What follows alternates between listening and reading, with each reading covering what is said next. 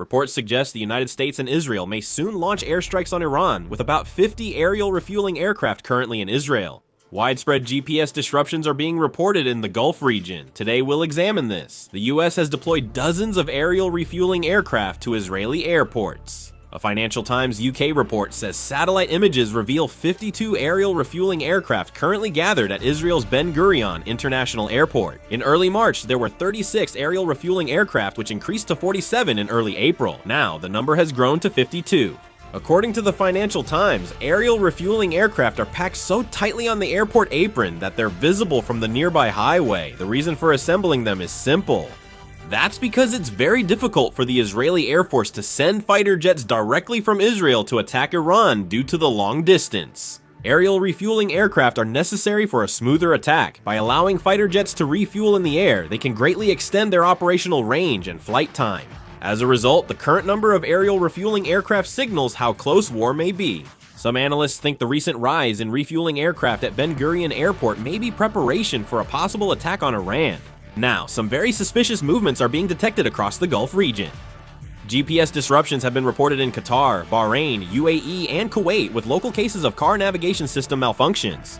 Unstable aircraft position signals and ship navigation route errors are reportedly occurring. In some areas, smartphone location services are off by several kilometers. Especially since the Gulf region is a key route for global energy shipments, GPS disruptions are not just a matter of civilian inconvenience. Militarily, this could also affect the operation of drones, missiles, fighter jets, and naval vessels. What is even more noteworthy is that such phenomena have repeatedly appeared right before wars in the past. During the Venezuela crisis, there were reports of military communications and satellite signal anomalies. And at the end of February this year, when the US and Israel were preparing for a large-scale airstrike against Iran, GPS disruptions were detected throughout the Middle East. At that time, there was a sharp increase in abnormal flight routes and maritime position signal errors. Military experts suggested that this could be due to test operations of electronic warfare equipment or attempts to interfere with enemy-guided weapons. Now, President Trump's recent moves are also very unusual. According to a Wall Street Journal report, if negotiations between the US and Iran do not make progress, the US and Israel may launch a short-term airstrike targeting Iran's energy infrastructure and economic facilities within a few days. This could include refineries, oil pipelines, power plants, and port infrastructure. For the US, this is likely a pressure strategy to directly shock Iran's economy and force them to the negotiating table. However, the problem is that even US media outlets see the possibility of actual military action as quite high. In particular, there is ongoing analysis that this time things have moved beyond the warning stage and have already entered the operational preparation phase. Even just looking at President Trump's schedule changes, the atmosphere is unusual. President Trump was originally scheduled to attend the wedding of his eldest son, Donald Trump Jr. Moreover, the US is currently in the Memorial Day holiday period, when US presidents often schedule outside events or personal rest. President Trump also reportedly planned to spend the holiday at his golf club in New Jersey. However, he has canceled all these plans and announced that he will return to the White House. What is even more noteworthy here is the mood among the US military and intelligence agencies. According to a CBS report, the Department of Defense, officials in the intelligence sector have also canceled all their holiday plans and are now on standby. Some US military officials are reportedly rechecking call-up rosters for US military bases in the Middle East. This is being interpreted as a measure that takes into account the possibility of retaliation from Iran.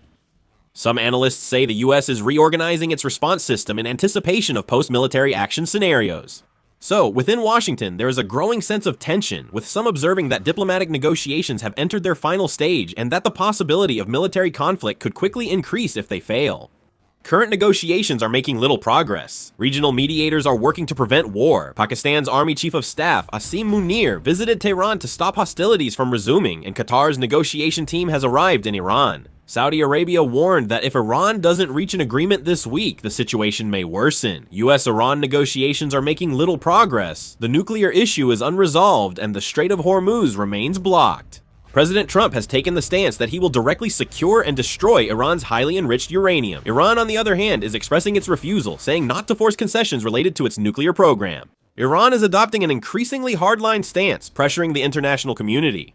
The Islamic Revolutionary Guard Corps of Iran issued an official statement on May 20th, strongly warning that if the United States or Israel carries out additional airstrikes against Iranian territory, this conflict will not be limited to the Middle East, but could spread worldwide. This shows their determination that if they are attacked, they will retaliate not only in the Middle East, but also target key assets and bases of the United States and its allies around the world. Iranian hardliners are now pushing strongly for direct military confrontation. They firmly reject the US demand to give up all highly enriched uranium and dismantle nuclear sites, calling it a loss of sovereignty. The Iranian Revolutionary Guard also opposes the US set negotiation deadline. What is their position on the talks?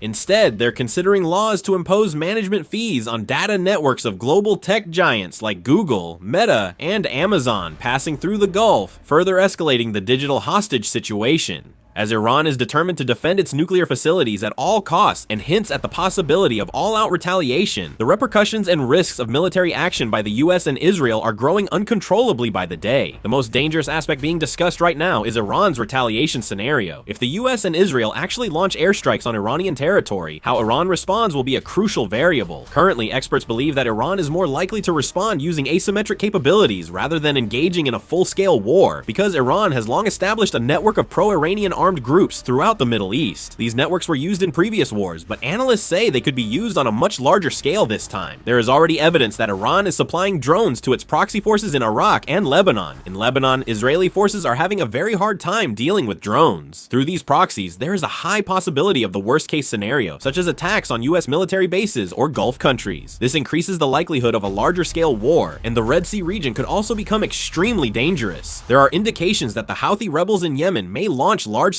attacks again. The Houthis have already carried out drone and missile attacks on commercial ships and warships passing through the Red Sea. If the US and Israel begin airstrikes on Iran, there is analysis that the Houthis may try to block the Red Sea route again. If this happens, it could have a direct impact on global shipping and logistics. When the Strait of Hormuz was blocked, the damage was enormous. And if the Red Sea is also threatened, the shock could be beyond imagination. If tensions in the Strait of Hormuz are added to this, the situation could become even more serious. Currently, Iran is not only considering blocking the Strait of Hormuz, but is also moving to control undersea internet cables. According to the Pakistani media outlet Pakistan Observer, Iran has recently begun to regard the undersea cables in the Strait of Hormuz as national strategic assets. In particular, it is reported that Iran is pushing to give the newly established Persian Gulf Strait Management Authority not only control over the strait, but also supervisory authority over the regional undersea cables. The reason this issue is considered dangerous is because of the scale of the undersea cables passing under the Strait of Hormuz. Currently, undersea cables in this region connect Asia and the Middle East. At least 7 international communication cables connecting Europe run through this area, serving as crucial infrastructure for global internet data and financial networks. Much of the Middle East's financial transactions, remittances, foreign exchange, and oil payments rely on this undersea cable network. In particular, Fars news agency, which is under the Iranian Revolutionary Guard, recently argued that a permit system and usage fees should be introduced for the undersea cables in the Strait of Hormuz. There is growing interpretation that Iran may be trying to use the undersea communication network as a strategic pressure tool. The anti-government media outlet Iran International also analyzed that within Iran, the Strait of Hormuz is increasingly being seen not just as an energy transport route, but as a digital control hub. The UK think tank Policy Exchange analyzed that more than $10 trillion in financial transactions take place daily through these undersea cables. This means that banking payment networks, international stock markets, foreign exchange transactions, and a significant portion of global investment systems rely on these undersea cables. So if Iran actually moves to block or control the undersea cables, it won't just be a matter of slower internet speeds. There is even the possibility of a shock to the international financial system itself, especially since countries like Saudi Arabia, the UAE, and Qatar, which are central to Middle Eastern finance and the energy industry, could be directly affected. The market is becoming even more tense.